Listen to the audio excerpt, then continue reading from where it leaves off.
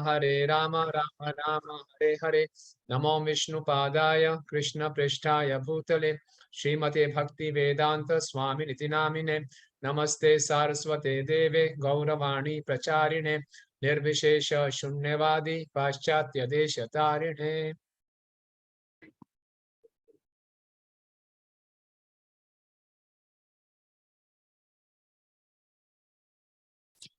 ओम नमो भगवते वासुदेवाय।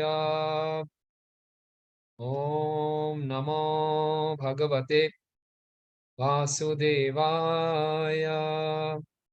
ओम नमो भगवते वासुदेवाय। नारायणं नमस्कृत्यं नरं चैव नरोत्तमं देवीं सरस्वतीं व्यासं ततो जयमुदीरये। नष्टप्रायेषु भद्रेषु नित्यं भागवत सेवया भगवती उत्तम श्लोके भक्तिर्भवति नैष्ठिकी। कृष्णाय वासुदेवाय देवकी नंदनाय च नंदगोपकुमाराय गोविंदाय नमो नमः। ग्रंथ श्रीमद् भागवतम की जय। आप सभी भक्तों का हार्दिक स्वागत है। ये हमारा ये सेकेंड वीक है, ये श्रीमद् भागवतम का थीमेटिक स्टडी। और लास्ट वीक क्लास नहीं हो पाई थी 30 तारीख को, 23 तारीख को मंडे को क्लास हुई थी और हमने श्रीमद् भागवत की महिमा पे चर्चा किया था, ग्लोरीज ऑफ श्रीमद् भागवतम, और कुछ होमवर्क भी दिया था। तो किसी को कोई फटाफट बता सकते हैं क्या भागवतम की महिमा कुछ याद है आपको? किसी को एनीथिंग जो आपको थोड़ा सा याद हो? कोई भी भक्त? काफी भक्त आज जो है वो उसमें 23 तारीख की क्लास में नहीं थे, तो थोड़ा सा शॉर्ट रिकैप कर सकते हैं किसी को याद हो। और मैं आपसे रिक्वेस्ट करूंगा अगर सब अपना वीडियो ऑन कर सकें तो बहुत वो उत्साहवर्धक होता है। ऑफलाइन ऑनलाइन क्लास में अगर वीडियो ऑफ हो तो बड़ा ही अजीब सा लगता है। तो अगर आपका कोई कंस्ट्रेंट नहीं है तो please switch on the video, इससे हम अच्छे ढंग से पार्टिसिपेट कर सकते हैं। Thank you so much. तो यस, तरुण बाबू, कुछ याद है आपको भागवत की महिमा में? कुछ कहिए। प्रभु जी, ये अमल पुराण है, स्पॉटलेस पुराण है ये। मेरी आवाज आ रही है? साधु स्वरूप गोरखा वॉल्यूम नहीं आ रही? आवाज आ रही है ना सबको? यस यस प्रभु, हमारे यहाँ पर बहुत क्लियर है। क्लियर है, ओके। ये प्रभु जी, स्पॉटलेस पुराण है। किसका मत है ये? चैतन्य महाप्रभु का मत है। हमने चर्चा की थी महाप्रभु के मुख्य 5 मत हैं। कोई बताएगा 5 मत क्या है? हम सब गौड़िया वैष्णव हैं, हमें मालूम होना चाहिए कि महाप्रभु के 5 मुख्य मत कौन से हैं।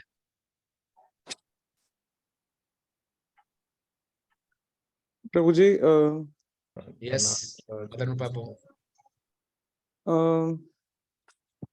प्रभु जी, कृष्णा इज वर्शिपेबल।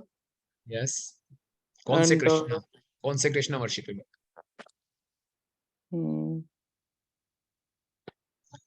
वृंदावन कृष्णा, वृंदावन ब्रजेश तनया, आराध्य भगवान Brajesh Nandnandan. Okay, yes. And और टॉप मोस्ट आराधना इज ऑफ गोपीज। हाँ, ये तीसरा है। दूसरा क्या है? Vrindavan Dham is yes, worshipable. worshipable. आराध्य Krishna is भगवान। worshipable. Vrindavan Dham is equally worshipable. Yes, And the third one was the topmost aradhana is of gopis. सबसे ऊंची आराधना गोपीज की है, सही बात है। और And then one was purpose of life is Krishna Prem. प्रेमोपमार्थो महान। Yes, This was I think fifth one. ये 5th है। और चौथा है Fourth Shrimad one was Bhagavatam प्रमाण अमलम। श्रीमद् भागवतम अमल पुराण, ठीक है ना। और फिर हमने भी चर्चा की थी कि जीव गोस्वामी जी ने षड संदर्भ लिखे हैं, मुख्यतः ये साबित करने के लिए कि चैतन्य महाप्रभु का सिद्धांत सर्वोत्तम है। तो उनकी क्या स्ट्रेटेजी है, कैसे उन्होंने प्रूव किया कि चैतन्य महाप्रभु का सिद्धांत सर्वोत्तम है?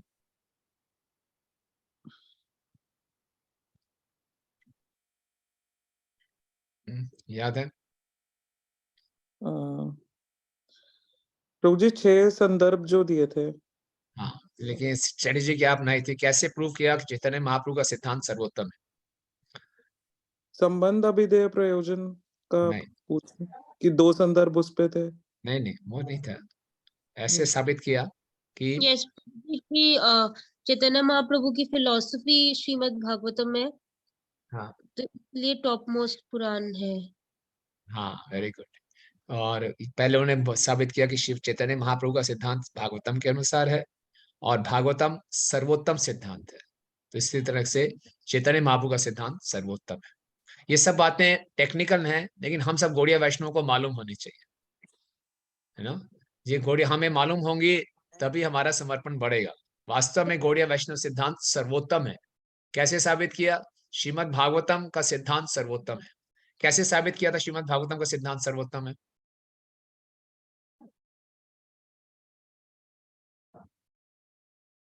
Because it talks about unalloyed devotional service. और किसी भी स्क्रिप्चर में कोई भी पुस्तक है, कैसे कहेंगे कि ये सर्वोत्तम है?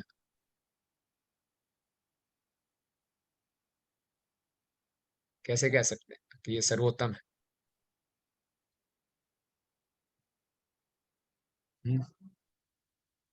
दामोदर सुंदर बता रहे कुछ? हरे कृष्णा भाई जी। हाँ, ये आपने बताया था कि भागवतम जो है ग्रंथों का अवतार है। भागवतम ही एक ग्रंथ अवतार है, क्योंकि जो है इसमें सारे ही भगवानों का वर्णन है। ठीक है, ये तो हमारा कहना हो गया।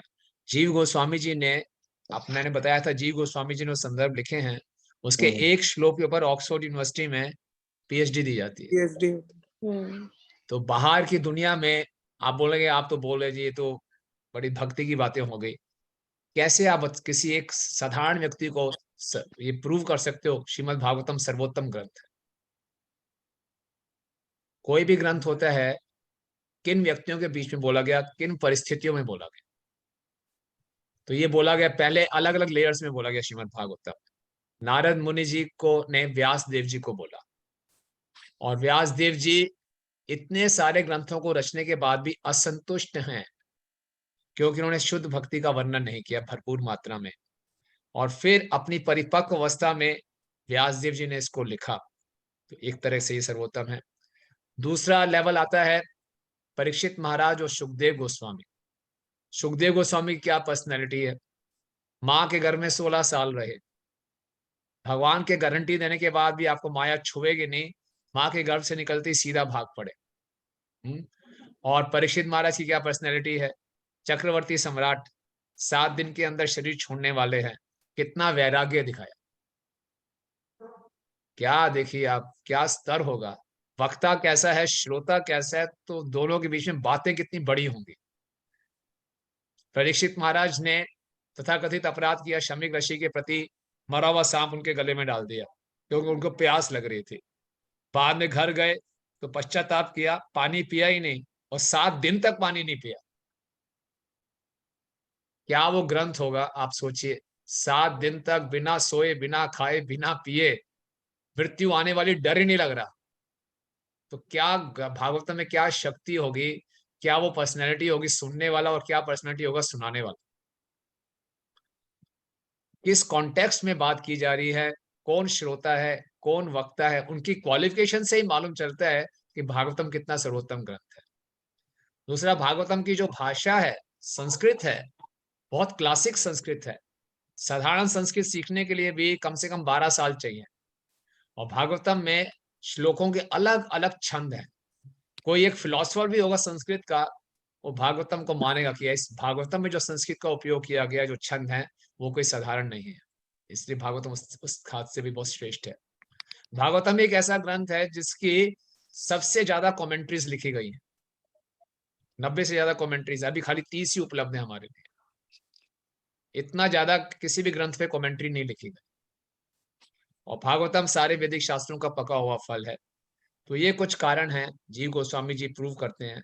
और जो वैदिक शास्त्र हैं, कई लोग बोलते हैं कि जो पुराण हैं ये वेदों में नहीं आते, लेकिन महाभारत और पुराणों को पंचम वेद कहा जाता है। और ये वेदों से ज्यादा लाभदायक हैं, क्योंकि वेदों को समझने के लिए हमें प्रॉपर छंद आना चाहिए। बहुत मुश्किल संस्कृत होती है, और वेद को हर कोई नहीं समझ सकता। बहुत प्रॉपर ट्रेनिंग चाहिए वेदों का उच्चारण करने के लिए, वेदों को समझने के लिए। लेकिन जो पुराण है वो साधारण पुरुष भी समझ सकते हैं, उसकी चर्चा कर सकते हैं। और मैटर सारा जो सार है भागवतम में, सारे वेदों का सार है। ये कुछ चर्चा हुई थी।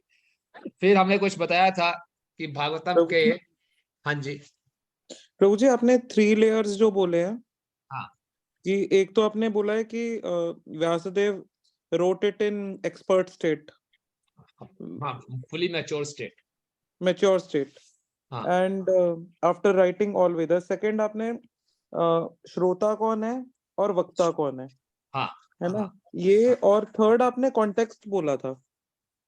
हाँ, कि देखिए ना, मृत्यु के कगार पे खड़े हैं। ओके, तो मृत्यु के, 3 लेयर्स आपने बोले ना। हाँ, तीसरी लेयर आती है आपकी विदुर और मैत्रेय, या सूत गोस्वामी और नैमिषारण्य के ऋषि। नैमिषारण्य के ऋषियों का चरित्र देखिए, वो कलयुग के प्रारंभ होने से पहले यज्ञ कर रहे हैं। उनको अपनी चिंता नहीं है, उनको हमारी सबकी चिंता है कि कलयुग के लोगों का उद्धार कैसे हो। 5000 साल पहले उन्होंने हमारी चिंता करनी शुरू कर दी कि भैया ये पंचकुला, लुधियाना, दिल्ली के लोग होंगे, उनका उद्धार कैसे होगा। आप सोचो, 5000 साल पहले वो लोग चिंता कर रहे हैं, हम अभी तक चिंता नहीं कर रहे हमारा उद्धार कैसे होगा। तो क्या उनका मेंटेलिटी होगी, क्या उनका स्टेटस होगा सोचने का, समझ रहे हैं? तो इसी से कॉन्टेक्स्ट में, कॉन्टेक्स्ट में अब कॉन्टेक्स्ट, देखिए, कॉन्टेक्स्ट ये है कि सुखदेव को, आपको, हमें मालूम चल जाए कि हमको कैंसर है, बुरा ना माने, और बहुत कम दिन बचे हैं, तो हमारा एक कितना मुश्किल हो जाएगा। और परीक्षित महाराज को बताया जा रहा है 7 दिन ही बचे हैं, और आराम से सुन रहे हैं। और वो प्रश्न ही उनका ये है कि जो मृत्यु की कगार पे, उसका क्या कर्तव्य बनता है, और उसको सुन रहे हैं। तो इस ढंग से भी, ग्रामेटिकली भी हम देखते हैं कि भागवतम सर्वश्रेष्ठ है। इसके बाद भागवतम के पहले अध्याय, स्कंद के पहले अध्याय में का नाम है क्वेश्चंस बाय सेजेस। तो आप में से किसी ने पढ़ा है? हमने बोले 6 क्वेश्चंस पूछे थे नैमिषारण्य में ऋषिगणों ने। कोई कर Yes, पाया इसको?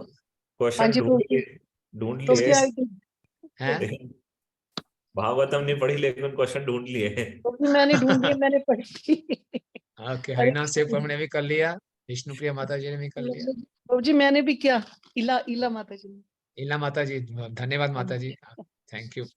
तो आप सबको जरा क्लास दीजिए। इला माता जी बताइए कौन कौन से 6 क्वेश्चन हैं, कौन कौन से श्लोक में है। हाँ जी सब नोट प्रभु कर जी, सकते, सब नोट हाँ कर जी सकते हैं प्रभु, और बाद में पढ़ सकते हैं। हाँ जी, हाँ जी प्रभु जी। देखिए, हम जो पहला, क्लासेस लेंगे ना, 1 मिनट के लिए, इसको थीमेटिक स्टडी बोला गया है। अगर हम एक एक श्लोक के लेंगे तो कई साल लग जाएंगे। तो मेरा ये विचार था कि जो थीम्स हैं, इंपॉर्टेंट थीम्स हैं, हम कुछ मिस नहीं करेंगे, लेकिन उसमें अगर आप सब लोग एक्टिव रहेंगे, पढ़ेंगे, तो बहुत इंटरेस्टिंग रहेगा, बहुत इंटरेस्टिंग रहेगा। भागवतम जैसा कोई ग्रंथ नहीं है, और जितना हम मिल के इसको पढ़ेंगे, इसकी चर्निंग करेंगे, इस पे चर्चा करेंगे, तो इसमें बहुत रस है, बहुत बड़ा रस है। इसलिए आप सबसे निवेदन है कि खुल के इसमें जरा थोड़ा करिए, और इसी बहाने हम सबका अध्ययन भी हो जाएगा। और ये मुश्किल नहीं है। मैंने पहली क्लास में थोड़ी सी टेक्निकल बातें की थी, आगे कोई ऐसा टेक्निकल नहीं है, और बहुत आसान है। और आपस में मिलकर चर्चा करेंगे तो सबको एक दूसरे से फायदा प्राप्त होगा। ठीक है ना? बताइए इला माता जी, कौन कौन से 6 प्रश्न हैं? हाँ जी प्रभु जी, पहला क्वेश्चन श्लोक नंबर 9 है, वेरी गुड। तत् वाला श्लोक है, ये 9th है। उसमें उन्होंने ये कहा है कि जनसाधारण के लिए, के कल्याण के लिए क्या निश्चय क्या है, अर्थात हमारे जीवन का लक्ष्य क्या है।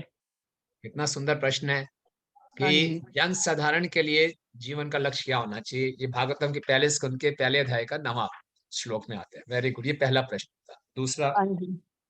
और दूसरा क्वेश्चन 11th श्लोक से था, हाँ जी, जिसमें उन्होंने बताया है कि ये शास्त्र के अनेक प्रकार के शास्त्र हैं, हाँ, मतलब उसका ये कि हमें अलग साधन बताइए कि किस तरह से हमें कि भगवान। कलयुग के लोग के आयु बहुत कम है, तो सभी शास्त्रों का सार क्या है?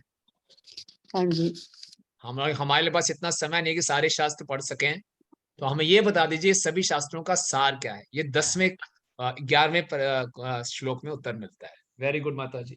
तीसरा और प्रश्न? तीसरा 12वें श्लोक में है, वेरी गुड। जिसमें ये बताया कि भगवान देवकी के घर में पुत्र के रूप में किस उद्देश्य से प्रकट हुए थे। हाँ, देवकी के घर में भगवान क्यों प्रकट हुए थे? Very good. ये तीसरा प्रश्न था। चौथा, चौथा था कृष्ण अवतार के बारे में, हाँ जी, 14वां श्लोक कि उनके पवित्र नाम और उनके अवतारों के बारे में बताइए। नहीं माता जी, वो था मेरे ख्याल से, एक सेकंड प्रभु जी, मैं हाँ, क्वेश्चन चौथा था 13वां सॉरी प्रभु जी, 13 है ना? नहीं 13 भी नहीं है, 16वां 17 17 श्लोक है, एक मिनट, पुरुष अवतार हाँ के हाँ विषय प्रभु में। जी, हाँ जी 17 श्लोक है। हाँ हाँ, पुरुष अवतार के विषय में। नहीं प्रभु जी, ये एक 13 श्लोक भी है प्रभु जी, उनके अवतार के विषय के बारे में बताने के लिए। उसके बाद ये चौथा प्रश्न है प्रभु जी। नहीं, 13 में ये है कि पुराने आचार्यों ने क्या क्या शिक्षाएं दी, ये नहीं है। अच्छा 17वें में पूछ रहे हैं, चौथा प्रश्न पुरुष अवतार के विषय में बताइए। हाँ जी, कृष्ण अवतार के, फिर 18 में भी है भगवान 18 की, हाँ जी, भगवान के लीला अवतार के बारे में। लीला अवतारों के बारे में बताइए। और फिर और 6 है 23 क्वेश्चन उसमें, हाँ 23 जी, उसमें, हाँ, जिसमें कह रहे हैं कि हमें बताइए कि भगवान के जाने के बाद धर्म ने किसका आश्रय लिया। थैंक यू सो मच माता, थैंक यू वेरी मच। तो ये सब लोग नोट कर सकते हैं और पढ़ सकते हैं कि हरे पहला कृष्ण प्रभु प्रश्न, जी। हाँ जी, प्रभु जी, जो लीला अवतार के बारे में वो कौन से श्लोक में है? लीला अवतार के बारे में प्रभु जी 18वें श्लोक, एंड इसके बाद का प्रभु जी कौन सा है? 23वां। 23 तो ये इसमें क्वेश्चन क्या था? ये क्वेश्चन डाल दूं प्रभु जी मैं चैट में? भगवान ने किसका हाँ, आश्रय लिया, भगवान के अप्रकट होने के बाद के धर्म बाद ने धर्म ने किसका आश्रय लिया, लिया। जी प्रभु जी। ठीक है। अच्छा, अब आज हम, आप देखेंगे आपके पास श्रीमद् भागवतम होगा, तो हम प्रीफेस में इसको चर्चा करेंगे। प्रीफेस मतलब आमुख। वो बहुत सुंदर है। तो आमुख क्यों होता है किसी पुस्तक में?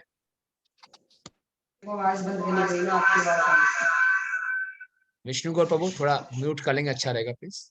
हाँ, आमुख या प्रीफेस का मतलब क्या होता है?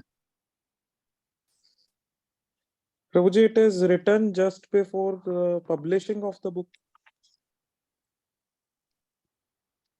इसमें मेन थीम के बारे में बताते हैं। हाँ, इस पुस्तक की मेन थीम क्या है, इस पुस्तक को लिखने का पर्पस क्या है, वो मेन बात होती है।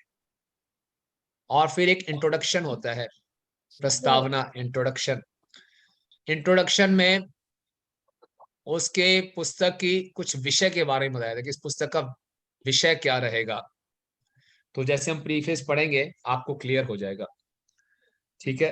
तो प्रीफेस में पहला पैराग्राफ ही है, कोई पढ़ना चाहेगा?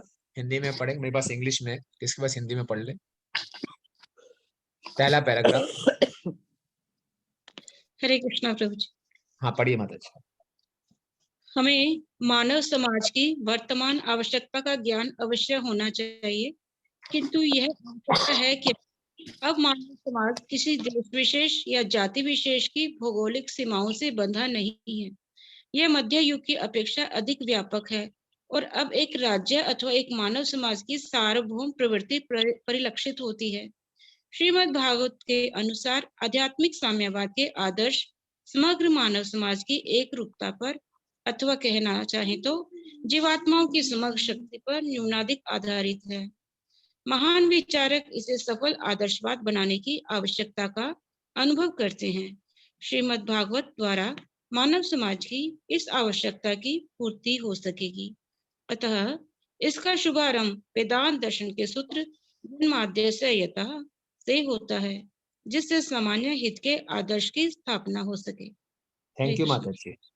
देखिए, प्रभुपाद जी ने ये लिखा होगा लगभग 1960 के आसपास, और प्रभुपाद जी कह रहे हैं we must know the present need of human society. हम सबको आज के समाज की आवश्यकता के बारे में मालूम होना चाहिए, मुझे नहीं, आपको नहीं, हम सबको, है ना, कि समाज की क्या आवश्यकता है ये मालूम होनी चाहिए।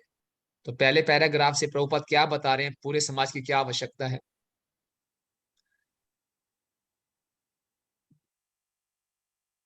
तो ये क्या हमारी भी आवश्यकता? थोड़ा सा डिफरेंट है हमारी वाली बुक में।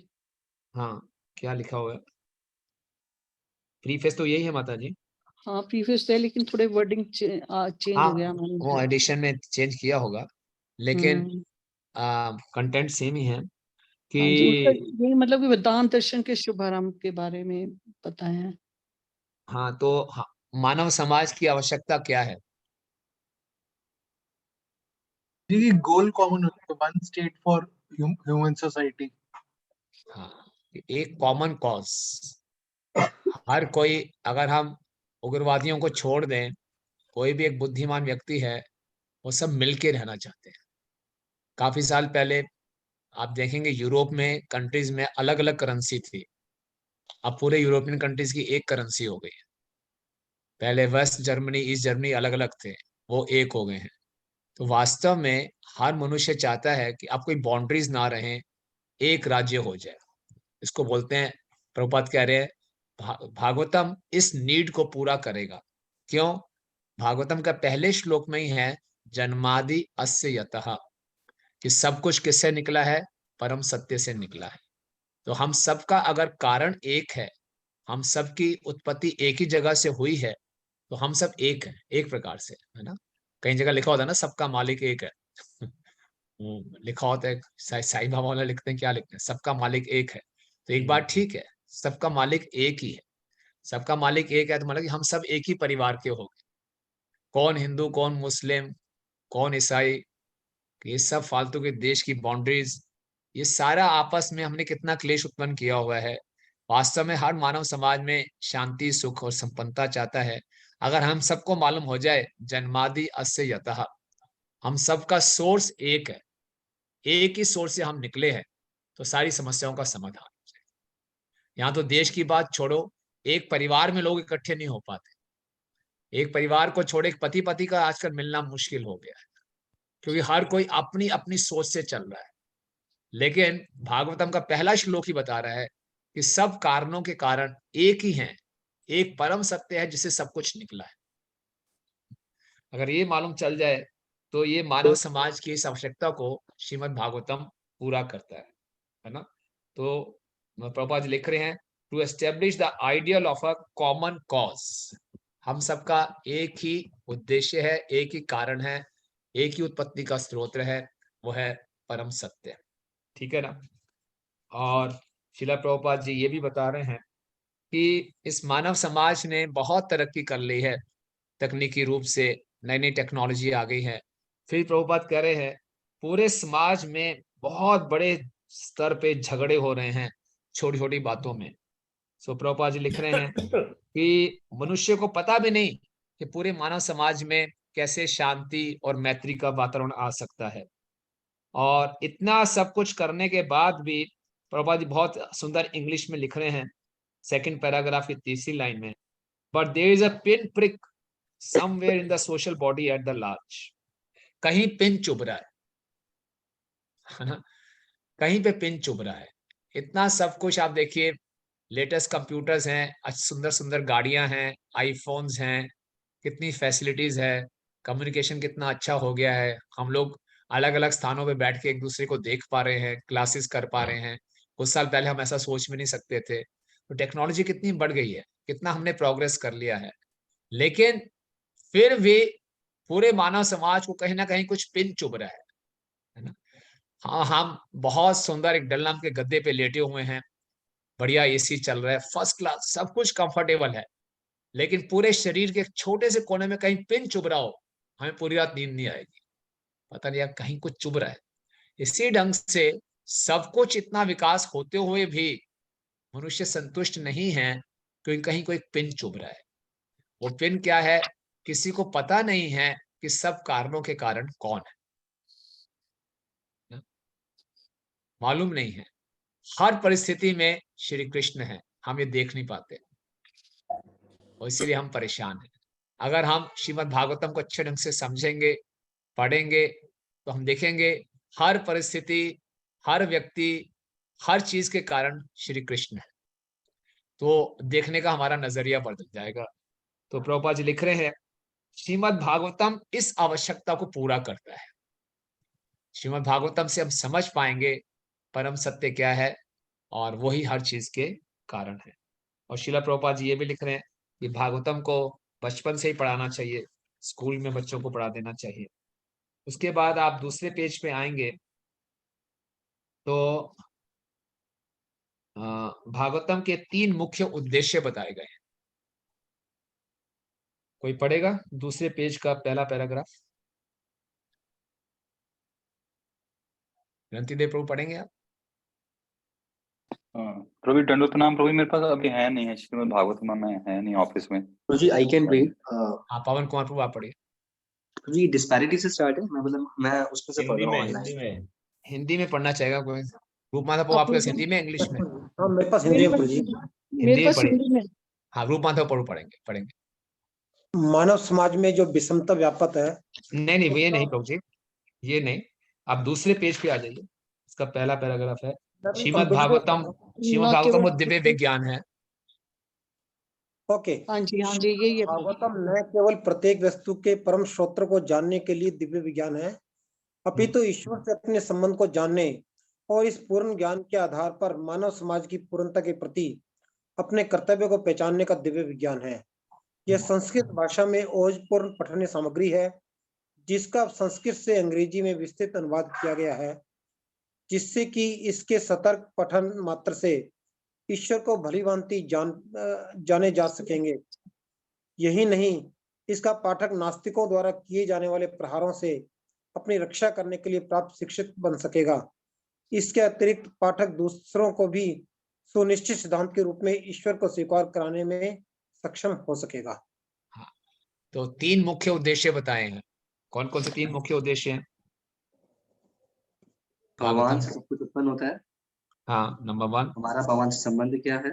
Very good. और हमारा कर्तव्य क्या है भगवान के प्रति, हमारी मतलब एक जीव का क्या जिम्मेदारी है पूरे मानव समाज के प्रति। हाँ पूरे यस। तो इस भागवतम को पढ़ के हमें मालूम चलेगा कि सब कारणों के कारण कौन है, नंबर 1। नंबर 2 मेरा उनसे संबंध क्या है, नंबर 2। नंबर 3 ये ज्ञान जानने के बाद हमने पूरे मानव समाज का उद्धार करना है, पूरे मानव समाज में ये ज्ञान देना है, प्रचार करना है। और इससे ये लाभ हो जाएगा कि कोई हम नास्तिक से व्यक्ति भी हमारे पे आक्रमण करेगा तो हम उसके आक्रमण को सह पाएंगे, क्योंकि हमें पूरा मालूम होगा सब कारणों के कारण कौन है, कृष्ण है, मेरा उससे संबंध क्या है, और इस ज्ञान के आधार पे मैं पूरे मानव समाज का भी उद्धार कर सकता हूँ, उनको ये शिक्षा दे सकता हूँ, है ना। फिर श्रीला प्रभुपाद अगले पैराग्राफ में हमें गारंटी दे रहे हैं कि कोई श्रीमद् भागवतम को क्रमशः सिस्टमेटिकली पढ़ेगा, पहले स्कंद से दूसरे स्कंद, तीसरा, चौथा, 9वां और 9वें स्कंद तक पहुंचते प्रभुपाद जी कह रहे हैं कोई अच्छे ढंग से पढ़ेगा, वो गॉड रियलाइज्ड हो जाएगा, भगवत साक्षात्कार उसको हो जाएगा, और फिर वो 10वें स्कंद को अच्छे ढंग से समझ पाएगा। 10वें स्कंद की विशेष स्थिति है, 10वें स्कंद की तुलना भगवान के सुंदर मुखारबिंद से की गई है, और 10वें स्कंद में जो 5 रसाध्याय हैं उनकी तुलना भगवान की मुस्कान से की गई है। लेकिन सीधा ही हमें 10वें स्कंद में जंप नहीं करना चाहिए, 9 स्कंद को बड़े आराम से पढ़ना चाहिए, राइट। उसके बाद प्रभुपाद जी अंत में लिख रहे हैं कि मेरी कोई योग्यता नहीं है इस संस्कृत से इंग्लिश में ट्रांसलेट करने में, हो सकता है कुछ कमियां हुई हो, लेकिन प्रभुपाद एक श्लोक को कोट कर रहे हैं 1511, जिसमें लिखा जा रहा है कि अगर कुछ कमी हो भी गई हो, लेकिन भागवतम का एक एक श्लोक बहुत दिव्य है और ये पूरे समाज में क्रांति ला सकता है। तो प्रभुपाद प्रीफेस में अपनी विनम्रता भी दिखा रहे हैं, साथ ही साथ पूरा विश्वास दिखा रहे हैं कि इस भागवतम से पूरे संसार में क्रांति आएगी। ठीक है, any question on this preface?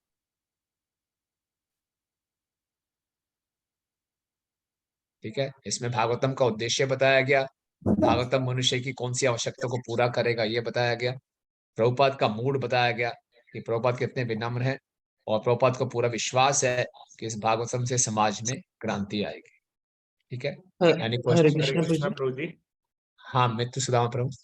हाँ धन्यवाद प्रभु जी। प्रभु जी मेरा क्वेश्चन थोड़ा इससे कंटेक्स्ट में है, जैसे जो पहला पर्पस बताया गया है कि Krishna is the cause of all the causes, तो प्रभु जी हमारी जनरल डिवोशनल लाइफ में और सेवाओं में या जो हमारे जीवन में चैलेंजेस आते हैं तब ये बात का साक्षात्कार या इस बात को इम्प्लीमेंट करना कि भगवान ही सब कारणों के कारण है, तो बड़ा डिफिकल्ट हो जाता है। तो क्या हम प्रैक्टिकली इसको कर सकते हैं कि हम इसको मतलब थोड़ा सा वो कर पाए, इम्प्लीमेंट कर पाए कि हाँ ये जो हो रहा है उसके मूल कारण कृष्ण ही है, चाहे मेरे जीवन में कुछ भी हो रहा है, अच्छा बुरा जो भी प्रभु जी। हाँ, तो ठीक है प्रभु जी। तो जितना हम अच्छे ढंग से भागवतों को पढ़ेंगे, सुनेंगे, इसका गायन करेंगे, ये कृपा से ही होगा। ये कोई मैथमेटिक्स का फार्मूला नहीं है कि हमने रट लिया और हमें हमारा उद्धार हो गया। हमने एग्जाम क्रैक कर लिया, हम फर्स्ट आगे चलो जी हो गए। ये वो बात नहीं। ये भागवतम, ये साक्षात भगवान है। हम जितनी विनम्रता से, जितना हम शरणागत होकर इसकी शरण लेंगे, ये अपने आप को हमारे हृदय में प्रकट करे। ठीक है ना? तो गुरु कृष्ण की और भागवतम की कृपा से ये संभव है। लेकिन सत्य यही है, सत्य यही है। और इसीलिए पहले श्लोक में हम चर्चा करेंगे इसके ऊपर। ठीक है? यस अमृत गौर प्रभु। प्रभु जी, जब ऐसा कहा जाता है कि भगवान ही सब कारणों के कारण है, तो कभी कभी ऐसा लोगों के द्वारा आर्ग्यूमेंट दिया जाता है कि अगर भगवान ही सर्व कारणों के कारण है, तो हमारे जीवन में जो हम गलती कर रहे हैं उसके भी कारण भगवान ही है। तो हाँ, फिलोसफिकली इस बात को कैसे समझा जाए कि मतलब कि भगवान उसके कारण कैसे नहीं है और कैसे हैं? ये प्रश्न हमेशा उठता रहता है जब भी हम ऐसी कोई चर्चा शुरू करते हैं। यही प्रश्न उठता है कि गलती भगवान की है, मेरी गलती नहीं है। है ना? कोई उत्तर देना चाहेगा अमृत प्रभु के प्रश्न का? एक स्वयं उत्तर दे सकते हैं, लेकिन हम सबके लाभ के लिए प्रश्न उठा रहे नहीं हैं। प्रभु जी, ऐसा बात नहीं, जेन्युइन क्वेश्चन है प्रभु जी। बताइए, कौन उत्तर देना चाहेगा इसका? जी मैं ट्राई करूं। हाँ हाँ प्लीज।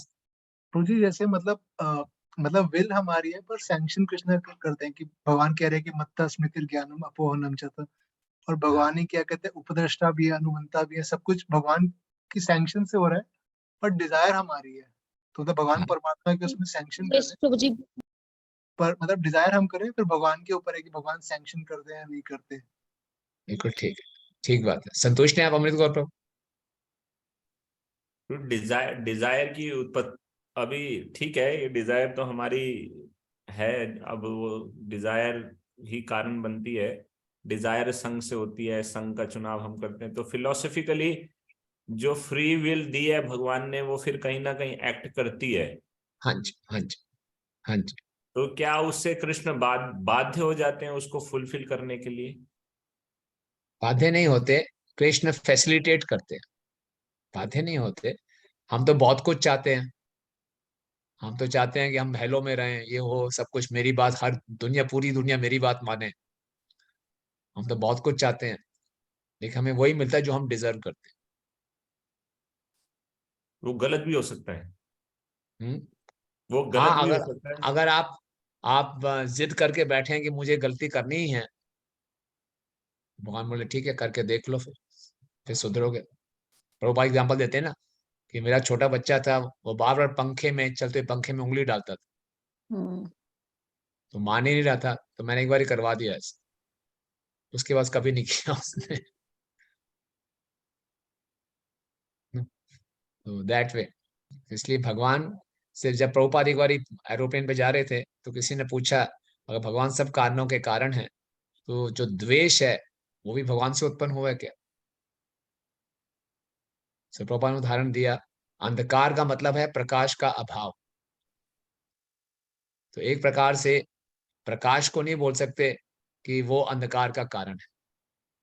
तो प्रेम का अभाव है तो द्वेष है। हम्म? तो भगवान तो चाहते हैं कि हम, भगवान ने सृष्टि की रचना की है कि हम भगवत धाम वापस जाएं, लेकिन अपनी इंडिपेंडेंस का गलत उपयोग करेंगे तो भगवान फैसिलिटेट करते हैं। ठीक है ना प्रभु? आगे बढ़े। जी जी तो इसके बाद हम इंट्रोडक्शन में आते हैं। इंट्रोडक्शन में भी 2.5 पेज हैं, तो इंट्रोडक्शन कोई पढ़ना चाहेगा? इसके पास हिंदी कौन पढ़ना चाहेगा? इसके पास हिंदी का बुक है। हरे कृष्ण प्रभु जी, दोनों का नाम। आप पढ़िए देवनागरी बाबू, हाँ पढ़िए। यह श्रीमद् भागवत पुराण सूर्य के समान तेजस्वी है और धर्म ज्ञान आदि नहीं के नहीं, साथ। आप फॉरवर्ड पढ़ रहे हैं, फॉरवर्ड नहीं, इंट्रोडक्शन, इसके अगला प्रस्तावना। ओके ठीक है, मैं प्रस्तावना ही पढ़ता था जी। नहीं, एक इंट्रोडक्शन होता है, क्या उसको बोलते हैं? इंट्रोडक्शन क्या बोलते हैं? भूमिका भूमिका भूमिका, भूमिका, भूमिका, सॉरी सॉरी, ठीक है। भूमिका, भूमिका, फॉरवर्ड नहीं, भूमिका। ईश्वर की अवधारणा तथा परम सत्य की अवधारणा समान स्तर पर नहीं है। श्रीमद् भागवतम परम सत्य के लक्ष्य पर निशाना साधता है। ईश्वर की अवधारणा नियंता को संकेत करती है, जबकि परम सत्य की अवधारणा आश्रय तत्व या समस्त शक्तियों के सर्वोच्च स्रोत की घोतक है। नियंता के रूप में श्री भगवान का साकार स्वरूप होने में कोई मतभेद नहीं है, क्योंकि नियंता निराकार नहीं हो सकता। जैसे आधुनिक सरकार, विशेष रूप से प्रजातांत्रिक सरकार, कुछ सीमा पर निराकार है, लेकिन अंततः मुख्य प्रशासन अध्यक्ष तो व्यक्ति ही होता है और सरकार का निराकार पक्ष उसके व्यक्तिगत स्वरूप के अधीन होता है। अतः जब भी हम दूसरों के ऊपर नियंत्रण रखने की बात करते हैं, तो निसंदेह हमें साकार स्वरूप के अस्तित्व को स्वीकार करना पड़ता है। क्योंकि विभिन्न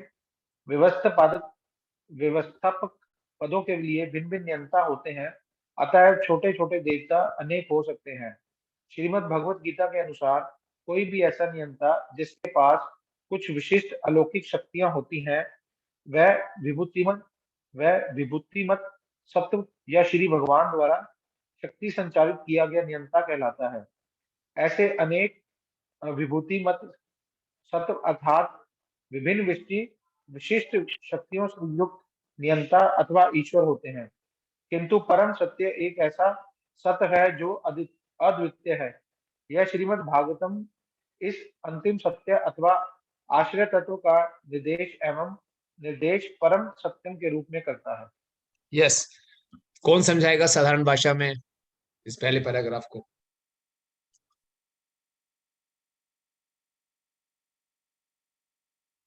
मैं ट्राई करूं। कौन बोल रहे हैं? हरिनाम से नहीं, तरुण, तरुण बोलिए। मुझे यस, मतलब कि इसमें श्रील प्रभुपाद बता रहे हैं कि ईश्वर और जो परम सत्य है उसमें डिफरेंस है। ईश्वर वो कोई भी हो सकता है, मतलब जो कंट्रोलर है वो उसको ईश्वर कह सकते हैं, पर श्रीमद् भागवत वो परम सत्य एब्सोल्यूट ट्रूथ को एस्टेब्लिश करता है।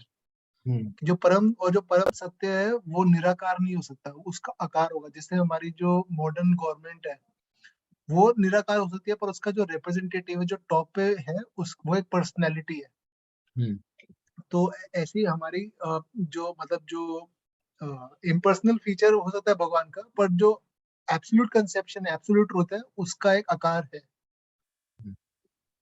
Good, very good. और कोई पॉइंट मिस हुआ हो?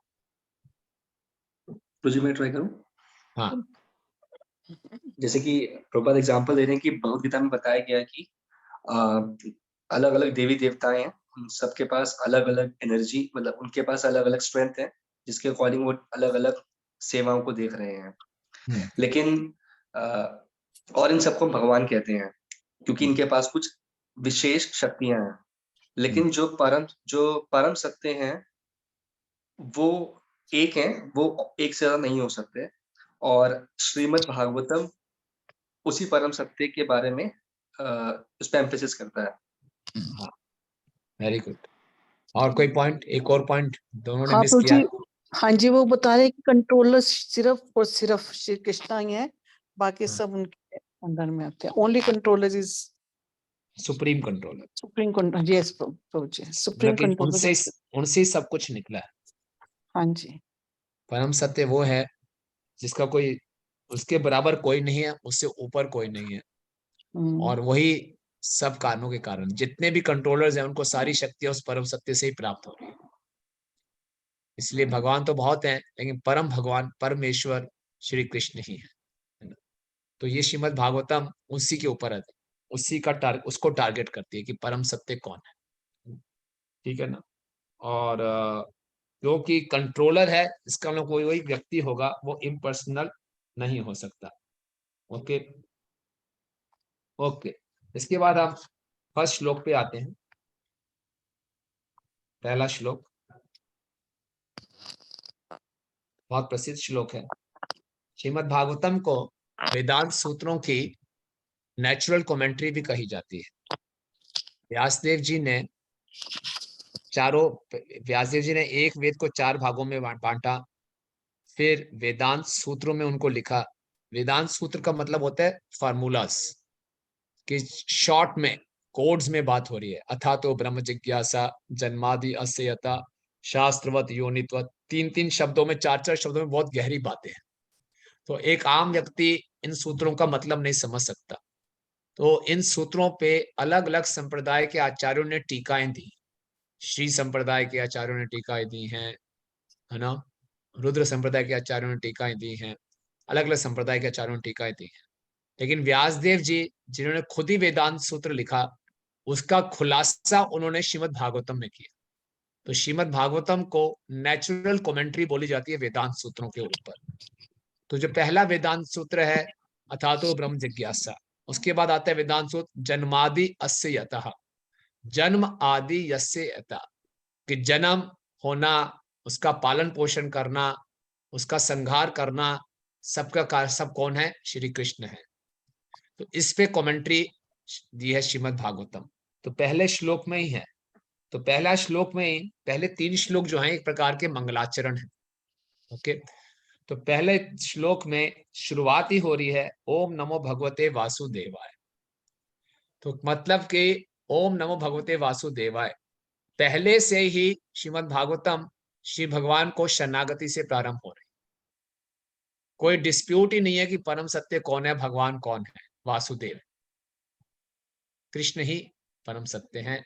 ओम नमो, मैं उनको नमस्कार करता हूं। भगवते, जो भगवान है, कौन भगवान है? वासुदेव है। तो पहले से इन्होंने स्वीकार कर लिया कि भगवान वासुदेव हैं। और फिर ये श्लोक है। तो इस जो छंद है, पहले श्लोक का छंद, इसको शांडुल विकृणित कहते हैं। क्या बोलते हैं? शांडुल विकृणित। इसको कैसे उच्चारण करेंगे? जैसे हम षड गोस्वामी अष्टकम उच्चारण करते हैं ना, कृष्णा कीर्तन गान नर्तन परो प्रेमामृतम भो निधि, ऐसे उच्चारण करते हैं। वैसे इस श्लोक का उच्चारण करेंगे।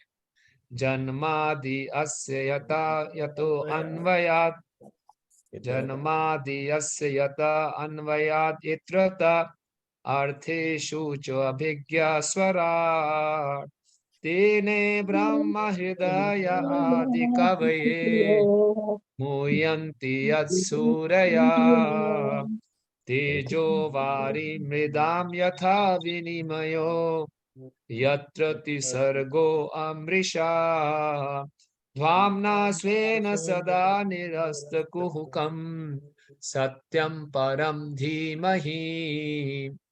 तो अलग अलग छंद हैं। भगवत गीता में जो छंद है साधारण अनुष्ठुप छंद है। सर्वधर्मान् परित्यज्य मामेकं शरणं व्रज अहं त्वां सर्वपापेभ्यो मोक्षयिष्यामि मा शुचा। इसको अनुष्ठुप छंद कहते हैं। बहुत ही साधारण छंद, सबसे सिंपल। लेकिन श्रीमद् भागवतम में हर प्रकार के छंदों का उपयोग किया गया है। ये भागवतम में दिखाता है कि संस्कृत की दृष्टि से भी भागवतम बहुत महान ग्रंथ है। तो ये शांडुल विकृणित छंद बोला गया। इसको शांडुल विकृणित छंद है। जिस प्रकार से शेर बड़ी मस्ती से चलता है, उस प्रकार का ये छंद है ना।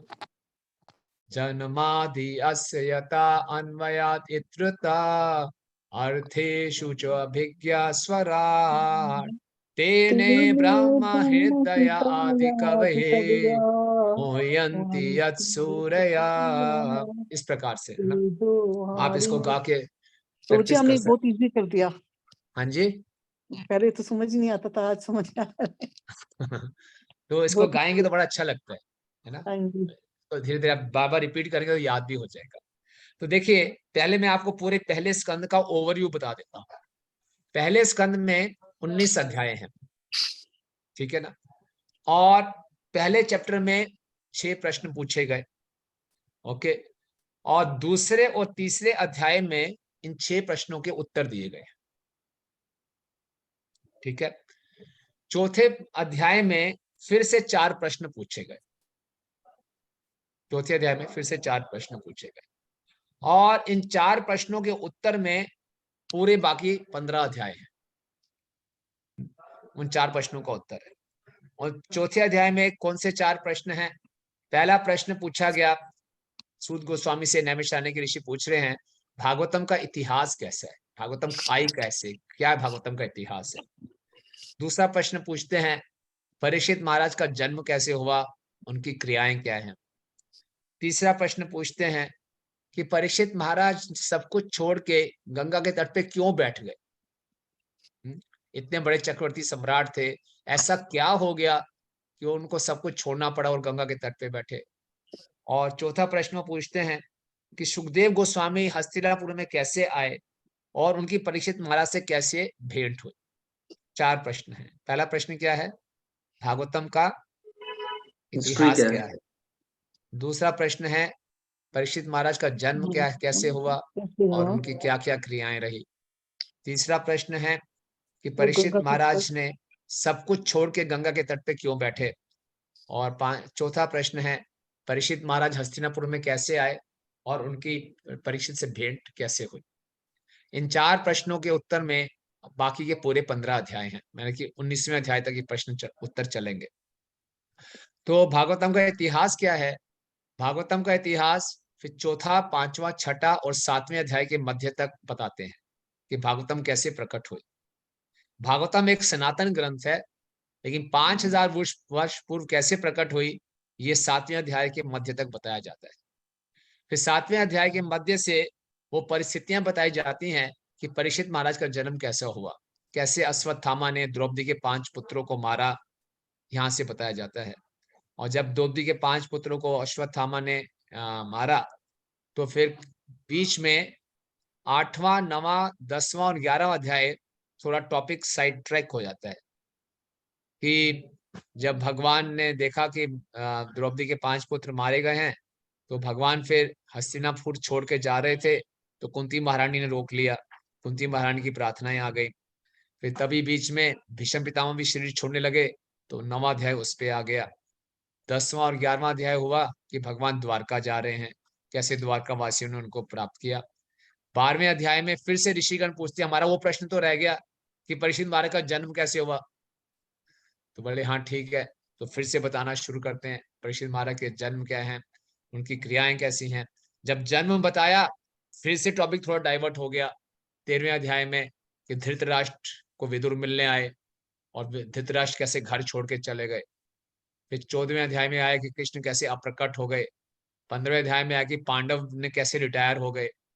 फिर परीक्षित महाराज राजा बने, उनकी क्रियाएं शुरू हुई। फिर 17वें और 18वें अध्याय में बताया कैसे परीक्षित महाराज ने कली का सामना किया, कली का दमन किया। और अंत में 19वें अध्याय में बताएंगे कैसे सुखदेव गोस्वामी से परीक्षित महाराज मिले। तो इन 4 प्रश्नों में पूरे 15 अध्याय कवर होते हैं और पहले 2-3 अध्याय जो 6 प्रश्न है उसका उत्तर देते हैं। ठीक है, ये फ्लो क्लियर होगा सबको? ठीक है ना? क्लियर है जी? तो फिर अब आज पहले श्लोक पे चर्चा कर लेते हैं। तो परम पूजनीय भक्ति सिद्धांत सरस्वती ठाकुर महाराज ने इस पहले श्लोक के ऊपर 3 महीने तक टीका की थी। और ये श्लोक इतना विशेष है, इसमें हमारे आचार्य विश्वनाथ चक्रवर्ती ठाकुर जी ने एक ही श्लोक के ऊपर 5-5 कमेंट्रीज दी है। बहुत ये विशेष श्लोक है पहला श्लोक जो है। और प्रभुपाद ने भी इसके ऊपर कितने पेजों का तात्पर्य है? 11 पेजों का तात्पर्य, 11-12 पेजों का तात्पर्य है एक श्लोक के ऊपर। और प्रभुपाद बहुत विस्तार से समझा रहे हैं, लेकिन हम आपको संक्षेप में समझाएंगे, आप पढ़ सकते हैं। इसमें परम सत्य के 7 मुख्य कैरेक्टरिस्टिक्स बताए गए कि परम सत्य कैसा है ना। पहला है 7 कह लीजिए या 8 कह लीजिए। सबसे पहले परम सत्य का नाम बताया गया, वासुदेव, वो कृष्ण है। ओम नमो भगवते वासुदेवाय, पहला तो यही हो गया। दूसरा है जन्मादि अस्य यतः, जो कि सभी सृष्टि के पालन के, सृष्टि के संहार के कारण है। जन्म आदि, जन्म आदि का मतलब है जन्म भी देते हैं, पालन भी करते हैं, संहार भी करते हैं। तो सबके कारण कृष्ण है। ये परम सत्य की परिभाषा है ना। तो दूसरा कैरेक्टरिस्टिक ये हो गया, जन्मादि अस्य यतः। फिर है अन्वयाद इत्यतश्च अर्थेषु अभिज्ञ। अन्वयाद इत्रता का मतलब होता है डायरेक्टली और इनडायरेक्टली वो सब कुछ जानते हैं, सब कुछ जानते हैं। परम सत्य वो है जो डायरेक्टली इनडायरेक्टली सब कुछ जानते हैं। डायरेक्टली इनडायरेक्टली मतलब क्या हुआ, जिस प्रकार से प्रभुपाद उदाहरण देते हैं, एक फैक्ट्री का चीफ इंजीनियर है, रक्षानाथ प्रभु अपनी फैक्ट्री के मालिक हैं, तो इनको फैक्ट्री का कोना कोना मालूम है, लेकिन इनडायरेक्टली इनको मालूम है कौन सा सुपरवाइजर कहाँ क्या कर रहा है, सुपरवाइजर के थ्रू मालूम है। और जब अपने ऑफिस में होते हैं तो डायरेक्टली भी मालूम है, अपने सेक्रेटरी से डायरेक्टली भी बात करते हैं। इसी प्रकार भगवान अपने आध्यात्मिक जगत में है तो डायरेक्टली अपने भक्तों से डील करते हैं, लेकिन इनडायरेक्टली भौतिक जगत से डील करते हैं। भौतिक जगत से भगवान का कुछ लेना देना नहीं है। भगवान अपना विस्तार करते हैं, पुरुष अवतार हैं, महाविष्णु, गर्भोदक्षाई विष्णु, क्षीरोदक्षाई विष्णु, फिर देवता गण हैं, ब्रह्मा जी सृष्टि करते हैं, तो उनके द्वारा से भगवान को सब कुछ मालूम रहता है। और डायरेक्टली आध्यात्मिक जगत में अपने भक्तों से, ग्वाल बालों के साथ, गोपियों के साथ सब कुछ आदान प्रदान कर रहे हैं। तो डायरेक्टली इनडायरेक्टली परम सत्य को सब कुछ मालूम है। ऐसा कोई भी ऐसा जीव नहीं है जिसको इस सृष्टि के बारे में सब कुछ पता हो। हमें तो अपने शरीर के बारे में सब कुछ पता नहीं होता, हम खाते क्या हैं, ये कैसे पचता है, क्या हो रहा है, बीमारी होती है, डॉक्टर सारे टेस्ट करा लेता है, बीमारी का कारण नहीं मालूम चलता, कुछ पता नहीं किसी को। लेकिन भगवान इस सृष्टि के आध्यात्मिक जगत, भौतिक जगत को डायरेक्टली इनडायरेक्टली अभिज्ञ सब कुछ जानते हैं। ये परम सत्य का तीसरा लक्षण है। चौथा है स्वराट। स्वराट का मतलब है स्वराज्यति इति स्वराट, जो स्वयं राज्य करते हैं, जो किसी पर निर्भर नहीं है बल्कि हर कुछ उन पर निर्भर है। स्वराट पूर्ण रूप से स्वतंत्र, पूर्ण रूप से स्वतंत्र। इस संसार में कोई नहीं कह सकता मैं पूर्ण रूप से स्वतंत्र हूं। हम प्रकृति के नियमों से बंधे हुए हैं। हम स्वतंत्र होने का प्रयास करते हैं, एक दूसरे का आज्ञा का पालन नहीं करेंगे, है ना। हम सोचते हैं किसी की आज्ञा का पालन ना करें हम स्वतंत्र हो जाएंगे, लेकिन हम प्रकृति के 3 गुणों से बंधे हुए हैं, है ना। तो हम स्वतंत्र नहीं हो सकते। पूर्ण रूप से स्वतंत्र हैं परम सत्य श्री कृष्ण, और सब कुछ उन पर निर्भर है। ये है स्वराट। ये हो गया चौथा। फिर है पांचवा उनका लक्षण, तेने ब्रह्म हृदय आदि कवि। जो आदि कवि ब्रह्मा जी को बताया गया है, सबसे पहले व्यक्ति हैं।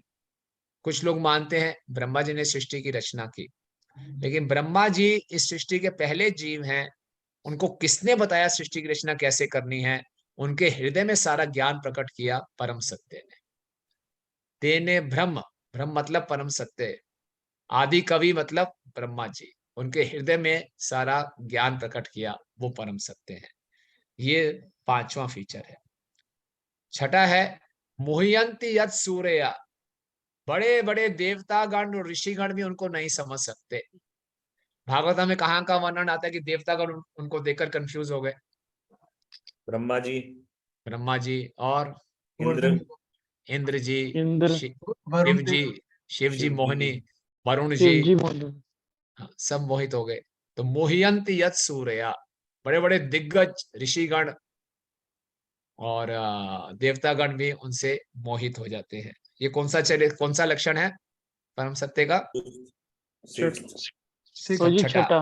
छठा। सातवां है, और वो कैसे मोहित करते हैं उदाहरण दिया गया है।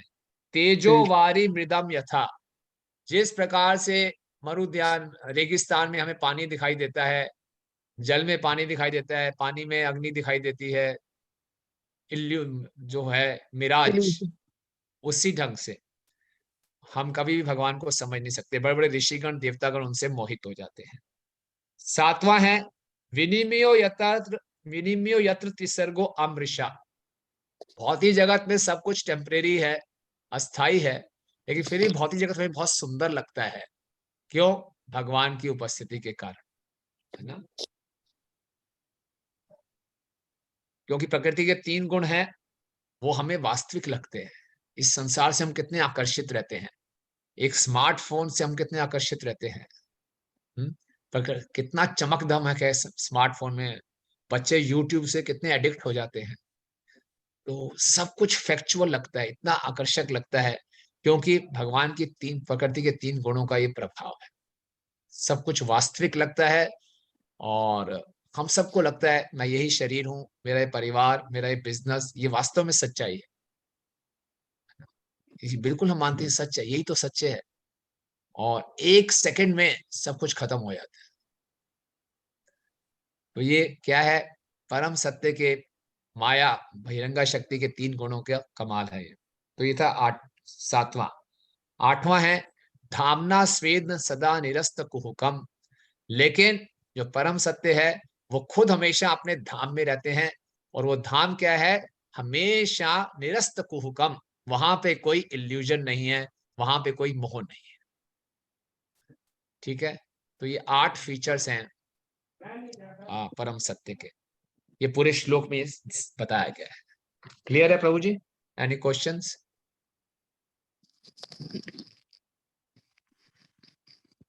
कोई प्रश्न है किसी का? प्रभु जी, एक क्वेश्चन मेरा है प्रभु जी। हाँ। जैसे आज ये बता रहे थे कि उसमें सीरिया में उसमें भूकंप आया और बहुत सारी बिल्डिंग्स 1 सेकंड के अंदर गिर गई। हाँ। ना?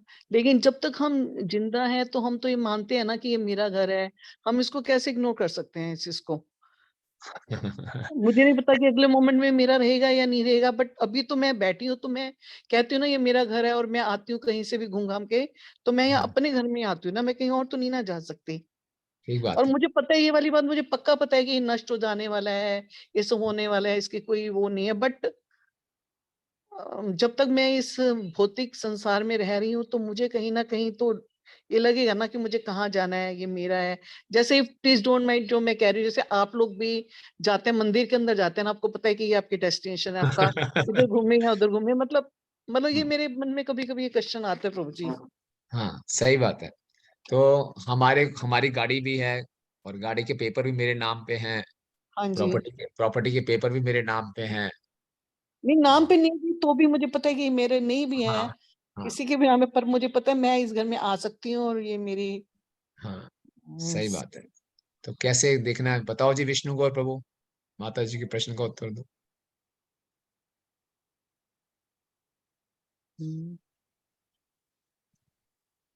अनम्यूट करो विष्णु गौर प्रभु।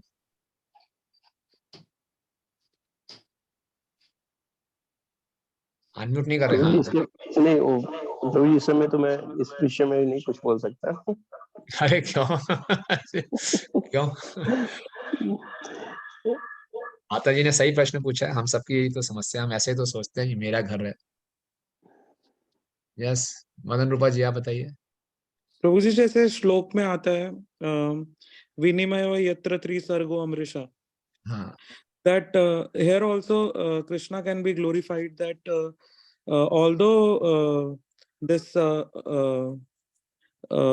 just 1 second, although this material world is due to the action and reaction of the 3 modes of nature, but it appears to be factual although it is unreal. हाँ, वो तो बात ठीक है, वो तो बात बोली जा रही है, लेकिन सच्चाई तो यही है कि हम अपना घर मानते हैं। ये मेरे बच्चे हैं, ये मेरे घर है, गाड़ी है, घर जाके मैं विश्राम करूंगा, अपना घर अपना ही होता है। ये सब तो बात ठीक है बिल्कुल। तो कैसे इस बात को समझा जाए? प्रभु जी, जैसे प्रभुपाद एग्जांपल देते हैं कि एक जो स्त्री है जिसका पैरामोर है, तो वो अपने घर वालों को वो इतना अच्छे से ख्याल रखती है कि उसको कभी शक नहीं होता कि उसने अपना हार्ट कहीं और दिया हो। तो ऐसी भक्त इतने अच्छे से अपनी ड्यूटीज करता है कि पर उसके हृदय में हमेशा कृष्ण है, पर वो अपनी ड्यूटी ऐसे करता है कि किसी को रियलाइज ही नहीं हो पाता कि मतलब वो किसी और चीज के ऊपर भी ध्यान दे रहा है। तो ऐसी भक्त मतलब आसक्ति रखता है अपने घर पे, मतलब आसक्ति मतलब उसका अच्छे से ख्याल रखता है, पर उसका हार्ट जो है वो कृष्ण के लिए रहता है। तो ये बिल्कुल अच्छा प्रश्न है माता जी। और जो हमने बताया, जब प्रीफेस में पढ़ा था, भागवतम पढ़ के हमें संबंध ज्ञान क्लियर हो जाएगा कि परम सत्य कौन है और मेरा उनसे क्या संबंध है। तो हमारे पास जो भी वस्तुएं हैं, ये शरीर भी है, सब कुछ भगवान का ही है, तो हमें ध्यान रखना चाहिए कि ये मेरी केयर में है, मैं केयर टेकर हूँ बस। मेरे बच्चे हैं, भगवान के ही संतान हैं, लेकिन मेरी केयर में है। भगवान ने मुझे इनकी जिम्मेवारी दी है, मैं इनकी केयर करूँ। और ये संपत्ति भी भगवान ने, मेरे कोटा में ये संपत्ति है। ईशोपनिषद में आता है, ईशावास्य इदम सर्वम, सब कुछ भगवान का है, लेकिन जिसको जितना कोटा मिला है उस कोटा में मिल जाएगा।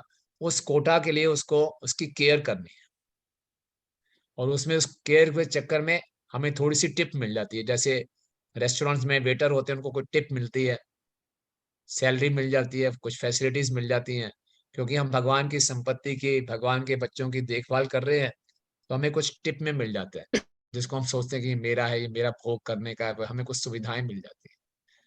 तो जितना हम भागवतम को अच्छे ढंग से समझेंगे, उतना हम जानेंगे कि सब कुछ भगवान का है, उतना हम ज्यादा सुखी रहेंगे, है ना। शिला प्रभुपाद जी, तो आप देखते हैं जीवन की हर परिस्थिति में एक सम रहे। जब प्रभुपाद जी को सफलता नहीं मिल रही थी, तो यहाँ कितना संघर्ष कर रहे थे। प्रभुपाद का कुर्ता भी फटा हुआ होता था, प्रचार के लिए जाते थे, उनके गुरु भाई ने बोला नया कुर्ता तो डालो, स्वामी जी प्रचार पे जा रहे हो। एक ऐसे दिन थे। और एक ऐसे दिन भी आए कि प्रभुपाद बड़े बड़े महलों में रहते थे, रॉयल्स रॉयल्स गाड़ी में घूमते थे, लेकिन प्रभुपाद को मालूम है वो परिस्थिति भी भगवान की दी हुई थी, ये परिस्थिति भी भगवान की दी हुई है। प्रभुपाद बिल्कुल अनासक्त रहते थे, क्योंकि प्रभुपाद को ज्ञान पूरा क्लियर था कि सब कुछ भगवान का दिया हुआ है, तो मैं तो केवल इसमें एक केयर टेकर। तो ये कहना आसान है, इसका प्रैक्टिस करना इतना आसान नहीं है, लेकिन जितना हम अच्छे ढंग से भागवतम को पढ़ेंगे, समझेंगे, भक्तों का संग करेंगे, हरि नाम लेंगे। ये भागवतम को अच्छे ढंग से पढ़ने का उद्देश्य यही है कि हमारा संबंध ज्ञान क्लियर हो। समझ पा रहे हैं माता जी? मैं ठीक समझा समझा पाया हूँ? हाँ जी प्रभु जी, एक और है, वो क्वेश्चन मेरा थोड़ा इनवैलिड है इसकी। जैसे प्रभु जी, एक वो जैसे कि हमारे इस्कॉन के कई मंदिर भी तोड़ दिए हैं उन्होंने, कुछ लोगों ने, जैसे और भी हिंदुओं के कुछ मंदिर तोड़े जा रहे हैं, तो हम इसको किस तरह से लें? हमें इसके अगेंस्ट कुछ करना चाहिए या हमें एकदम चुप हो जाना चाहिए, हाँ भगवान जो करे ठीक है, इसको एज इट इज एक्सेप्ट कर लेना चाहिए? नहीं नहीं, एक्सेप्ट नहीं करना चाहिए। हमें अपने स्तर पे जो आवाज उठानी है, जो प्रार्थनाएं करनी है, वो करनी चाहिए। लेकिन ये तो उन लोगों का नासमझी है जो धर्म को जानते नहीं है, और ये पहली बार ही नहीं हो रहा। इससे पहले भी 500 वर्ष पूर्व, 250-300 वर्ष पूर्व भी ऐसा हुआ है, लेकिन सनातन धर्म को कोई नष्ट कर नहीं पाया। ये सनातन धर्म ही है, और इसके पीछे भी भगवान की कोई लीला होगी। इसका मतलब ये नहीं हम होने दें, हम जितना प्रयास कर सकते हैं इसके बचाव के लिए प्रयास करेंगे, लेकिन ये होता आएगा, और कलयुग में आगे भी होगा। पहले भी हुआ है, अभी भी हो रहा है, और आगे भी होता जाएगा। ये कलयुग में विशेषता क्या रहेगी माता जी? अधर्म भी बढ़ेगा इस ढंग से, और संकीर्तन भी बढ़ेगा। ये दोनों साथ साथ बढ़ेंगे, है ना। अगर ऐसा नहीं होगा तो कल की अवतार कैसे आएंगे? पर उसका मतलब ये नहीं कि हम इसको होने दें, बारिश हो रही है हम भीगेंगे भीगेंगे, हम ये नहीं है। हम अपनी तरफ से प्रयास करेंगे, लेकिन कलयुग आगे बढ़ेगा और संकीर्तन भी आगे बढ़ेगा। तो इसके लिए हमें तैयार रहना, और आप हमारे से जो यथासंभव हो सकता है उसके लिए हम प्रयास करेंगे। अच्छा, ठीक है। मतलब आवाज तो रेज करनी चाहिए अपनी। हाँ जी, हाँ जी, बिल्कुल। हर जो हमें प्लेटफॉर्म मिलता है उसमें करना चाहिए। दुख तो है ही, और इसके लिए प्रार्थना भी करना चाहिए। भक्तों को कष्ट हुआ, भक्तों की जान भी गई, निश्चित रूप से दुख की बात। बहुत बुरा लगता है प्रभु जी, ऐसा लगता है जैसे हम पे किसी ने अटैक कर दिया हो। वो तो जब है, ऐसा सुनते हैं तो बहुत बुरा लगता है। ठीक बात है, ठीक बात है। Thank you. यस, और कुछ समाप्त करें यहीं पे, या यस रुचि शरण प्रभु? हरे कृष्ण, धन्यवाद, प्रणाम प्रभु जी। प्रभु जी, इसमें जो कैरेक्टरिस्टिक्स में आपने बताया था, 6th कैरेक्टरिस्टिक्स थी कि देवतागण और ऋषिगण परम सत्य को नहीं समझ सकते। हाँ, मोहित हो जाते हैं। हाँ, मोहित हो जाते हैं। तो प्रभु जी, फिर उसी प्रकार से जैसे अभी हमने ये चीज अभी जैसे सुनी और अभी जैसे बताया कि हम ध्यान पूर्वक अगर पढ़ेंगे, इसको समझेंगे, भक्तों का संग करेंगे, हरि नाम लेंगे तो हम इसको समझ पाएंगे। तो भाई जब देवताओं की, ऋषि की ये स्थिति है, ऋषियों की, तो अपने आप में वो कैसे होप गिविंग हो सकता है? और नहीं तो इससे तो हताश ही होंगे। तो ये उनके लिए तो है नहीं, तो खुद के तो बस का फिर है ही नहीं, तो इसको कैसे हाँ, अंडरस्टैंड करें? अच्छा प्रश्न है कि बड़े बड़े देवता भी भगवान को नहीं समझ सकते जब तक भगवान की इच्छा ना हो। जब तक उनकी इच्छा होगी नहीं होगी, कोई नहीं समझ सकता। तो ब्रह्मा जी सोचे थे मैं समझ गया, ये छोटा सा बालक ये भगवान कैसे हो सकता है? नहीं। तो हम तो प्रयास करेंगे, अच्छे ढंग से जप करेंगे, भगवान से प्रार्थनाएं करेंगे, अपने आप को प्रकट करो, तो हमारी सिंसियरिटी को देखते हुए भगवान अपने आप को रिवील करें। हम अपने प्रयासों से वेदेशु दुर्लभम अदुर्लभम आत्मभक्त, भगवान खाली वेदों से नहीं समझे जा सकते, लेकिन अपने भक्तों से बड़ी आसानी से समझे जा सकते। भक्त्या माम अभी जानाति, केवल भक्ति के माध्यम से ही भगवान को जाना जा सकता है ना। लेकिन अपनी बुद्धि के स्तर से भगवान को जानने का प्रयास करेंगे तो मोहित हो जाए। ठीक है। हाँ, तो जी इसी में है, जैसे अब भगवान की फेवर की तरफ से अगर हम देखें कि जब भगवान ने प्रकट होना था उससे पहले देवी देवता आए, सब अरेंजमेंट्स हुए, हाँ, तो वो लिंक भगवान से तो उनका बना हुआ है। तो फिर अगर हम अपने से फिर उसको अपने कंटेक्ट से फिर देखें, जैसे अभी आपने बताया कि सिंसेरिटी और प्रयास, हाँ, तो फिर उसको भी हम अपने आप को फिर किस तरीके से उसमें देख सकते हैं? हाँ, तो भगवान के देवतागण भगवान के ही प्रतिनिधि हैं, नहीं फिर भी तीनों गुणों के अंदर हैं, तो तीन गुणों से प्रभावित हो जाते हैं। भागवतम में पर जी देखते हैं इंद्र इंद्र बार बार रजोगुण से प्रभावित हो जाते हैं, ब्रह्मा जी भी प्रभावित हो गए। तो हमें सावधान रहना है कि कभी हम अपने आप को कर्ता ना मान लें और फिर बोलने कि हम अपनी बुद्धि के स्तर पे भगवान को जान पाएंगे। नहीं, भक्ति से ही भगवान को जाना जा सकता है। ठीक है। ठीक है भाई। ओके, तो आप लोग कृपया करके अगले मंडे हम क्लास करेंगे, तो पहले 3 श्लोक पढ़ लेंगे तो बहुत अच्छा रहेगा। हम फिर और अच्छी चर्चा कर पाएंगे उसमें, फर्स्ट 3 श्लोक। ठीक है जी। ठीक है।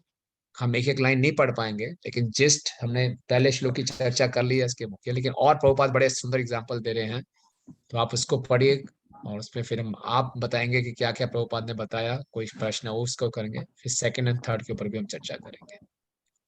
ठीक है, क्लियर है ये? यस जी प्रभु जी। किसी किसी कोई कमेंट है? ये फॉर्मेट ठीक लग रहा है आपको? ऐसे ठीक है? यस बिल्कुल। ठीक है, थैंक यू सो मच, आप सबका बहुत बहुत धन्यवाद। ग्रंथराज श्रीमद् भागवतम की जय सद्गुरु श्रील प्रभुपाद की जय जय। और हरे हरे कृष्ण। जय कृष्ण जी, धन्यवाद प्रणाम जी। प्रभु जी। हरे कृष्ण।